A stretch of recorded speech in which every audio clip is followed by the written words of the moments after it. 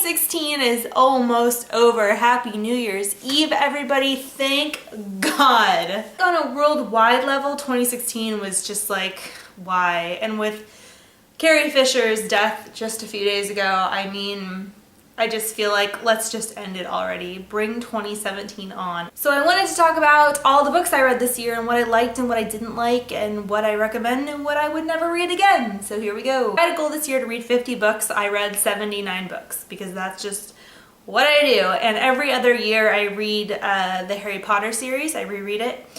This was one of those years. So on top of that 79, I also read 7 Harry Potter books, but I don't ever count those just because they're ones I've reread. Of those 79 books that I had never read before that I read this year, the best nonfiction book I read was Behind the Beautiful Forevers by Catherine Boo. This book has been on my list forever since John Green recommended it like 7 years ago or something. I just never got around to it, but it really stuck with me. A very close second to that one is SPQR by Mary Beard, which is an ancient Roman history book.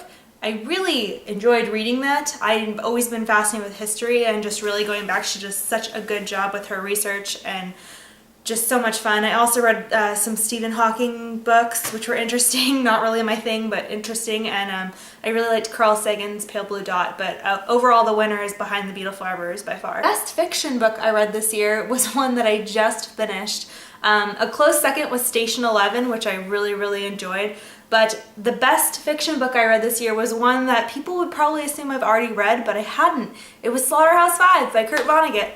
Holy shit, what a book. I mean, oh my God, I couldn't believe how good it was, and it just blew me away. I loved everything about it. It's gonna be a rereader for sure, so excellent book. The best YA book I read was More Happy Than Not by Adam Silvera. This book came out last year, I think, and I just got around to reading it. Really good. It's a really profound book about being who you are and memory and why the experiences we have shape us into the people we are, and why when people say, I wish I could just forget, is like, no. Those things make you who you are, and this is just one of those great books about that. There's a little bit of sci-fi in it. It's very cool. Close second to that would be Six of Crows by Lee Badrigo. I am so late to the Six of Crows party. I haven't even read the second or third one yet. I don't even think the third one's out, but I know for sure the second one is, and I have not read them yet, but I enjoyed the first one immensely. What character development. The story is great, and the world that it's set in is cool, but characters, unbelievable. Great job. So I'm really excited to read the second book in 2017. Best classic that I read, well, this year I had a goal to read 15 Shakespeare plays. So of course one of my the favorite classic that I read was Shakespeare's Hamlet. I mean, it's a pretty masterful piece of art. There's just that's the best one. There's no arguing. Close second, though, was Beautiful and the Damned by F. Scott Fitzgerald. I really did enjoy reading that one. I hadn't read a Fitzgerald besides Great Gatsby, so it was really fun for me to get back into his writing and realize like why I love it so much. So on point with that one. The best new series I read, and I'm not going to count Six of Crows in here because I didn't finish the ones that are out, but the one that's finished, that's done, that I really enjoyed was The Remnant Chronicles by Mary E. Pearson. I just enjoyed reading it. I don't know if it's like the best series I've ever read. It definitely isn't in my top 5, but I just truly enjoyed reading them. I read all 3 of those books this year, even though the first one I think came out last year or the year before, so I was a little late to that party too, but I really enjoyed it. Such a great story. That was one of my most enjoyable reads for sure. Best romance book. I really loved The Rosie Project by Graham Smith. This is another one that came out just a few years ago. It's an Australian writer, and what a quirky, fun read. Now this isn't like a down and dirty romance, so don't pick it up if that's what you're looking for, but it's just more of like a heartwarming, like feel-good story. A close second to best romance is Landline by Rainbow Rowell. Now a lot of people don't like Landline.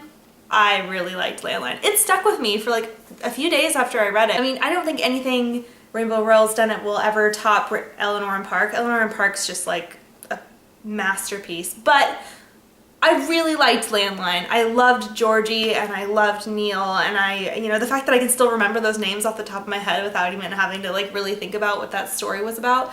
I just thought it was a really great romance, and it's a close second. I really liked it. Now on to the worst stuff. Woo! The worst YA, and I don't know why I keep reading Colleen Hoover. I think I made a video earlier this year and I said I'm never gonna read Colleen Hoover again, but I got sucked back in by a friend that was like, you have to read this one. And then the worst YA I read was by Colleen Hoover. It was Never Never Part 3.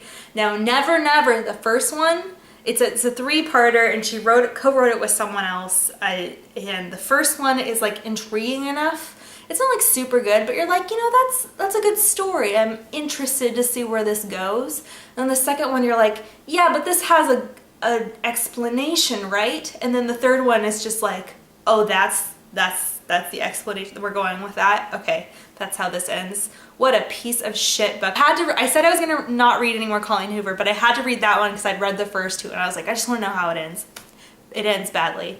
And then my friend was like, okay, I know we said we hated Colleen Hoover, but you have to read It Ends With Us. It's her best book by far. And I was like, is it formulaic? I just can't do that formula anymore. She's like, no, it's not expected. And I was like, okay, I'm gonna read It Ends With Us. It Ends With Us by Colleen Hoover was one of my favorite reads this year. It's not like it's not in the top 5 at all, but like I genuinely enjoyed reading it, and I put it down at the end and I was like, you know, maybe Colleen Hoover, but I think I'm just gonna have to cut the cord with this one. No more Colleen Hoover. Please do not recommend Colleen Hoover books to me. The worst classic was another Shakespeare one I read. I just hated Othello, or Otello as pretentious people say.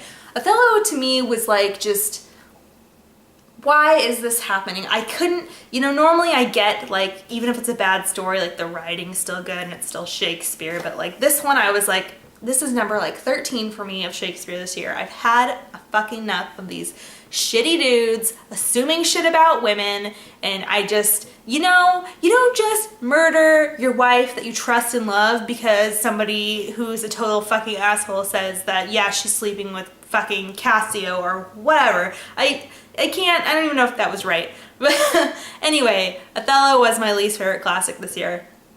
I almost like quit Shakespeare after I read that, and I'm glad I didn't because I really liked Winter's Tale, which is what I read next. The worst series I read this year, and I read 2 out of 3 before I said, no more. I will not read the third one of this book.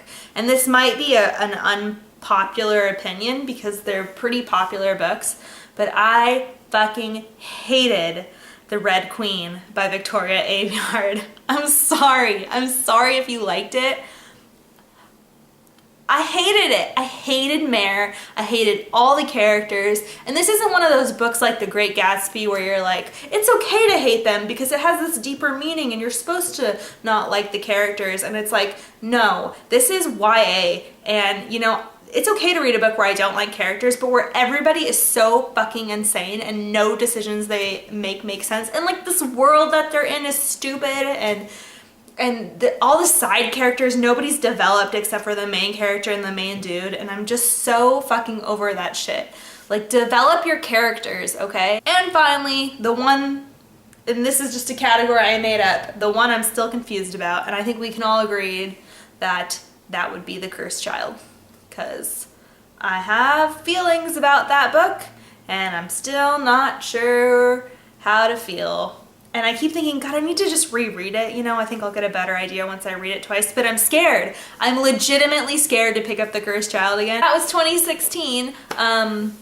If you want to check out my Goodreads, I update it every single day. You can see what I'm reading, what I want to read, recommend stuff to me, like stuff that I'm reading.